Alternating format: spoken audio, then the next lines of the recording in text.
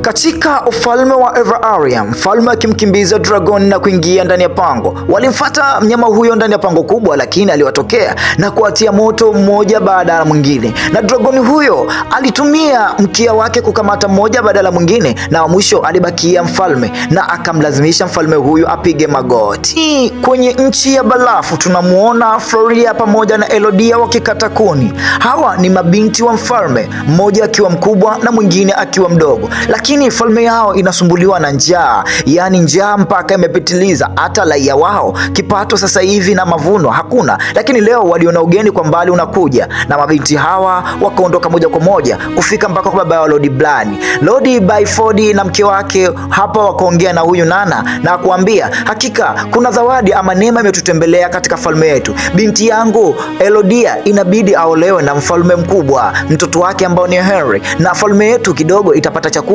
na kukizi. Binti hakubisha wala kukataa, na safari ikaanza kuelekea katika sehemu ambayo binti anahitajika. Lakini hapa ghafla wanaona kitu kinawaka kama kiumbe kikubwa, lakini kumbe ilikuwa ni makaribisho tu na mapambo ya hii falme. Waliingia moja kwa moja mpaka katika falme, walikaribishwa kwa bashasha kwa sababu huyu mzee mtoto wake anaenda kuwa binti ama mke wa mfalme wa sehemu hii hapa ya falme kubwa. Basi binti huyo akiwa anaangalia majengo, na hapa usiku binti hakulala, akawa anachola tu, yani kwa furaha. Lakini kwa mbali aliona watu na kuona binti ambayo iko pembeni, na hapa kuna mwanga anauona katika milima, na alijiuliza mwanga huu unatokana na nini. Na asubuhi yake ilipofika, sherehe zikawa zinaendelea. Mama mkwe alimkaribisha vizuri. Mama huyu anaitwa Isabella, na huyu Henry ndio mtoto wa huyu mzee ama mtoto wa huyu mama Isabella. Na Henry pamoja na binti Elodia wakaiko pamoja na hapa, na akamwonyesha michoro ambayo alikuwa anaichora na kumuuliza maswali. Jana usiku niliona mwanga unatoka milimani, mwanga ule ni wa nini? Akasema hakika inapofika siku kama hizi kila mtu anafurahi.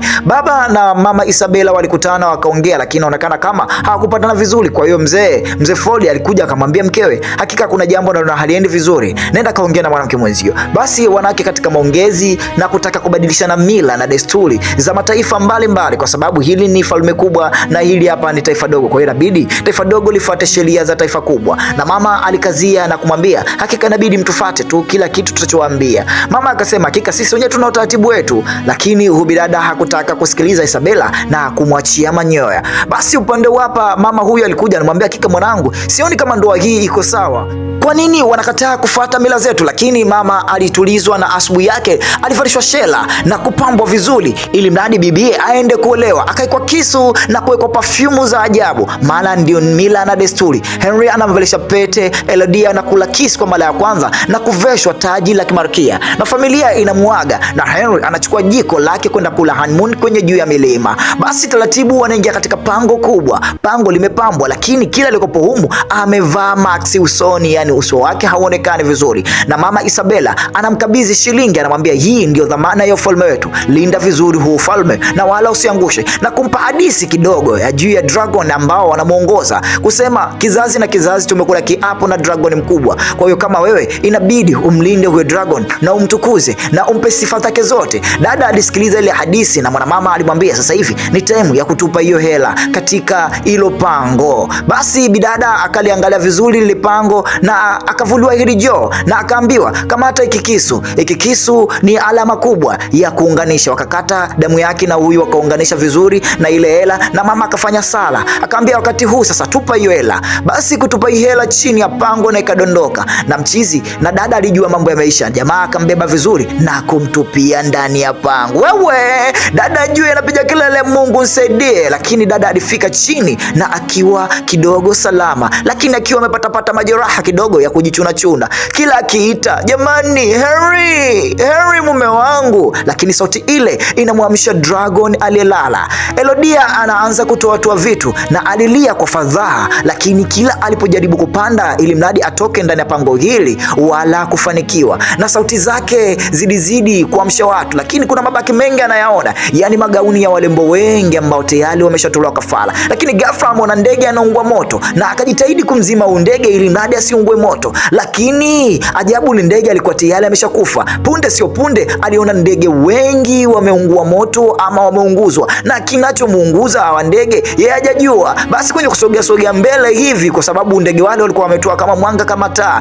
alionana na kiumbe mzima wajawazito ni Dragon, ikabidi ajifiche. Dragon yule akamwambia, hii ni mikataba ya enzi na enzi, ya wazazi na wazazi. Hakika umetolewa sadaka na mzazi wako ili mradi uje hapa mimi nipunguze hasira zangu. Dada hakutaka kusema mengi na akaanza kunusuru roho yake. Dragon aliendelea kutema moto, kupelekea moto dada huyu ili mradi dada aungue. Dada alipambana sana na akamwona mtu ambaye tayari ashaunguzwa, yani muda sio mrefu, ni dada ambaye alimwona jana usiku. Basi dada akajitahidi kuingia katika kipango kidogo ili mradi kunusuru maisha yake, lakini moto huo ulizidi kufika na kutaka kumchoma, na akajitahidi akajibana sehemu ya chemba kidogo ambayo ilikuwa ndani ya pango hili, lakini nguo yake iliungua kidogo, ilipelekea mguu wake kupata majeraha ya moto wa huyo nyama ambaye ni Dragon, nyoka mkubwa, nyoka mwenye uwezo wa kuongea, nyoka mwenye uwezo wa kuruka. Akatoa kile kisu chake na kulichana ile gauni, kusema naye kama pande 7, alau ikiwezekana nijitetee hapa. Alipoangalia majeraha yake, akachukua ile perfume akaifanya kama kibiliti ama kibatali ama chemli, na ikaanza kumsaidia kumulika, na dada akawa komando, akaanza kucrawl mdogo kunusuru maisha yake. Lakini bango hili halijui hili pango la aina gani. Dada huyu alidondoka chini na kutokea upande mwingine, lakini alikutana na wale wadudu tunasema ni kama ruba, ambao ruba hawa wanawaka na kumelemeta. Ruba hawa wanatoa mwanga. Dada akajikutana anataka kuteleza mama kuangalia ni poromoko kubwa ama shimo kubwa, na kutoa ile pete aloveshwa ya uchumba, kwa sababu amegundua hakuwa mke halali bali alikuwa ni mke wa kafara. Basi dada anataka kuteleza hapa, akachukua kisu chake na dada akawa komando zaidi ya Schwarzenegger, zaidi ya Jean-Claude Van Damme. Dada akawa kamanda zaidi ya Nikita. Taratibu dada anajikuta anapanda juu na kuchukua wale luba ambao wana medemeta na kuanza kuweka katika majeraha yake ili mradi wamsaidie, na wengine kuwafunga kuwafanya kama taa.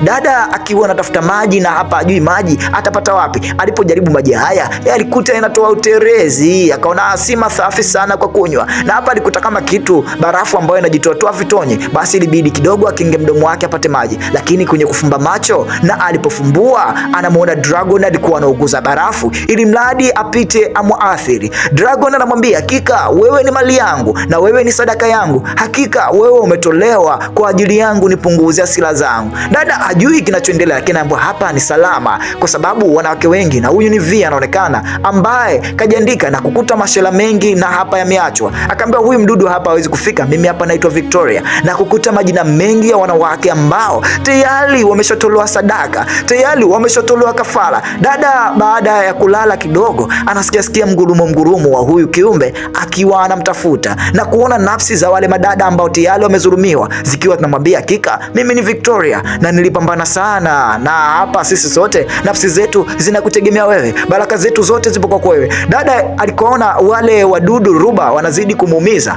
na alipoangalia kidonda chake, kidonda kilikuwa kiko safi na salama, na kumalizia katika huyo na kumwambia, hakika jamani, asanteni na mnisamehe sana, hakika mimi nawacha hapa. Basi akaonyeshwa njia ama ramani ambayo imechorwa na huyo mtu ambaye alikuwa anaitwa Victoria, jinsi ya kupita na mpaka kutokea sehemu ambayo iko safi na salama. Dada alifika mpaka sehemu ambayo unaweza kutoka juu kabisa ya hili pango, na akaambiwa Elodia, naye akaandika jina lake vizuri. Elodia akasikia sauti, lakini sauti hiyo ilikuwa na huyu kiumbe. Elodia hapa akaangalia haya mawe ya barafu ya huu mlima ya kutokea nje ambayo yamejichonga makali kama kisu, na hapa aliona hili taji la kichwa la huyu mtu ambaye alikuwa anaitwa Victoria, ambaye alikuwa anatumia kupandia hapa kuelekea uko zake juu. Basi dada taratibu akaanza kupanda huu mlima, lakini huyu Dragon akawa tayari ameshafika eneo hili. Dada anajikuta anapanda kwa uoga na kutetemeka, lakini Dragon huyu akategesha mdomo, yani kidondoka na kula. Bidada akajikaza na mwisho siku akatokea juu kabisa ya kilima na kuangalia njia na kuona mji, lakini atashukaje? Sauti za farasi za babake na familia yake, kwa sababu lishachuka huu mtego na kwa sababu wao wafalme wamerudi. Na mara ghafla yule Dragon alikuja, na dada alipoangalia vizuri akaambiwa, hapa si salama sana. V huyu hapa, V kumbe alishafika hapa na kuangalia pembeni anakuta fuvu la V, kwa sababu V alipambana lakini kutoka hajatoka. Dragon akaanda moto, lakini ghafla akasikia sauti. Dragon kabidi ahailishe na aende kumalizana na hawa waliojipendekeza. Alikuwa ni baba mzee Floyd Lodi akiwa ameingia ndani ili mradi kuja kumnusuru binti yake, lakini Elodie anatoka hapa anakuta fuvu ama la mnyama ambaye ameshakufa ambao ni nyoka mkubwa Dragon. Inaonekana huyu ni Dragon mtoto, yani dragon huyu aliuliwa. Kwa hiyo alisoma ile story ya Victoria, hawa watu waliingia na kuwaua watoto wote wa dragon, na ndio maana dragon aliwachoma na kuambia, hakika wewe mfalme ulete watoto wako na kizazi chako hapa. Kwa binti anakuja kugundua huyu dragon amedanganywa, na hawa wanaotoka si watoto wa hii falme bali ni watoto wa watu wengine, na dragon alipatana na wao walete watoto wao. Basi akawa anamsikia baba yake akiwa anamtafuta Elodie, lakini mara ghafla huyu nyoka mkubwa dragon alikuja na kuanza kumchukua mmoja mmoja na kumtupa na kufanya mauaji ya kinyama na kumchukua huyu mwingine mlinzi wa karibu na baba yake Elodie, mzee Frodi, na mzee Frodi akachomoa upanga akasema, hakika kwa ajili ya mwanangu napambana. Lakini huyu nyoka alikuwa ni moto wa kuotea mbali. Alimtuliza huyu mzee na akamwambia, hakika mwambie binti yako atoke kwa salama yako, lakini sio wewe kujileta, kwa sababu hii ni sadaka yangu mimi. Akamwambia, hapana, huyu ni mwanangu na huyu ni mwanangu au ufalme mwingine. Unyoka akamwambia, usibishane mimi na wewe. Basi taratibu unyoka akapitisha ukucha mkubwa juu ya kifua, lakini hapa kuna huyu mlinzi mwingine Mavi alimtoka na kuanza kuogopa na kuanza kukimbia, na unyoka akatoka. Lakini Elodie alienda akampiga kisi baba yake na kumwambia, baba kufa, tutaonana safi na salama mbinguni. Dada akaanza kupanda hii kamba taratibu kuelekea juu, na huyu dragon alimkamata huyu, lakini alipomkimbiza Elodie alikuwa tayari ameshatoka nje ya pango na kuchukua farasi na kuanza kukimbia. Dada aliona asikimbia moja kwa moja, kabidi ajifiche hapa na kumwacha kama farasi huyu kama mtego. Huyu dragon aliendelea kumfuata farasi na kumtia moto, na alipojua tayari ameangamiza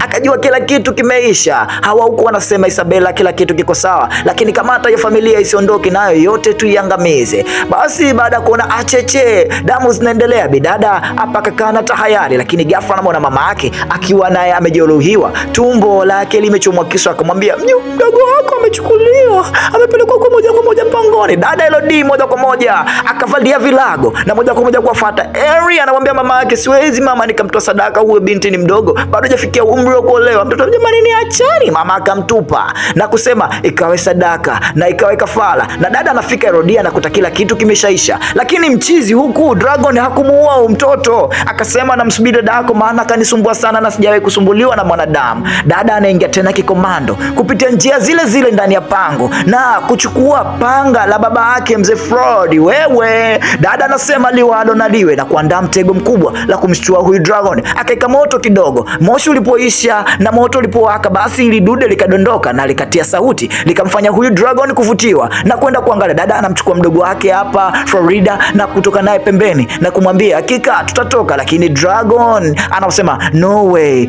atakayeondoka. Dada anamweka chini na ulinzi, anamwambia, hakika ukisubutu kufanya jambo lolote na kutoboa. Akamwambia, wewe na kutia moto. Dada akasema, hapana, uwezo kuniua. Akamtia panga la mdomo. Huyu mdudu akatupa lile panga na kulichomoa, na dada akadondoka ndani ya maji akiwa kidogo amepata nusu moto. Lakini mdogo wake akamtupia tena upanga na kumwambia, dada pambana tuondoke. Basi purukushani ni za huyu dragon, lakini dragon hajawahi kusumbua, sema wewe ni mwanamke ama ni mwanaume. Dada akatoa lile beto na akamtia tena, na jamaa akamtupa tena na akachukua panga lingine akasema twende kazi, akamtia panga la chini ya kifua. Dragon ya Amina anasema, hakika sijawahi kusumbuliwa na mwanadamu. Wewe ni nani na kwa nini una nguvu hivi? Dada akakata, yani dragon anapotaka kuuliza kwa sababu ni fedhea, na dada hapa akajitega kitaaluma kwa sababu moto utapanda na utamrudia tena. Kaona hii sehemu hapa ni mchezeshe kinyamba nzongo. Jamaa akasema tupa moto, na dragon alipotema moto wake mwenyewe ukaanza kumuunguza. Mama wewe, kumbe inauma. Dragon taratibu anasema, hakika anamwambia, hakuna, sisi huu ni mkataba wa damu tu wanaotulazimisha kututoa sadaka. Baada ya kuchukua wale wadudu na kumsaidia huyu dragon kumwekea ili mradi vidonda vyake vikae sawa, upande huku kama kawaida yao wakawa wanamalizia kafara yao na sadaka yao tatu. Dada anaolewa tena. Dada akatupa ile shilingi taratibu, kinyama zongo, kinyamba sila. Akamwambia, hakika chukua familia yako na ndugu zako wote muondoke hapa, nataka nikiwashe. Haiwezekani, dada amepona, amefikaje huku? Kumbe yule dragon amekubali kutii amri na kumunguza Isabella na ufalme wao unateketea. Henry alifumba macho kwa sababu alishakubali adhabu ambayo inatoka kwa dragon. Falme nzima anaiteketeza. Elodie anajikuta yeye kawa shujaa, mama yake na dada yake wote wamepona, na hapa wanajiandaa kwa safari ya kurudi kwao nyumbani kwao, na wao ndio watakuwa wafalme wakubwa kwa sababu wamemaliza ufalme mkubwa na vitisho vyao. Basi taratibu dada huyu amefanikisha, na huyu dragon ako pembeni. Oya wanangu, Tam TV Recap, kama bado hujasubscribe, hebu fanya haraka kwa vigongo vikali kama hivi. Nami DJ wako mitamboni Fabus. Ciao.